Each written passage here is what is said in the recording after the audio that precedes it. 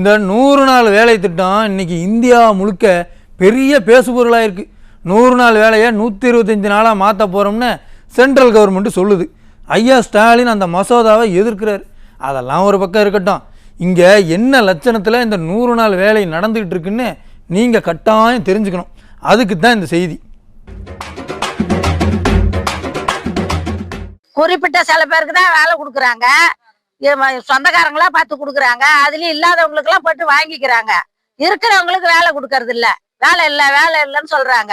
அதுக்கு என்ன சொல்றாங்க, எங்க இஷ்டம், நாங்க அப்படிதான் செய்வோம், தேன் அழிக்கிறோம், பிறங்க நக்குவோம் அப்படிங்கிறாங்க. அதுக்கு என்ன செய்யறது?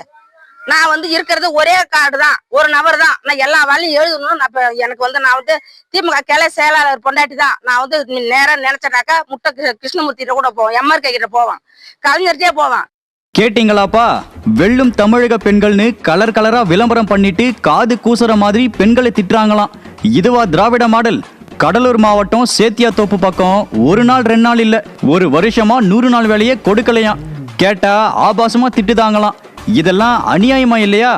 ஆட்சிக்கு வர்றதுக்கு முன்னாடி ஐயா ஸ்டாலின் என்ன சொன்னாரு?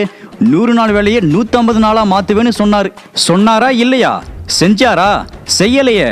அட, சொன்னபடி 100 நாள் வேலையை 150 நாளா மாத்தலனா கூட பரவாயில்ல, இருக்கிற வேலையை கெடுக்காம இருக்கணும்ல.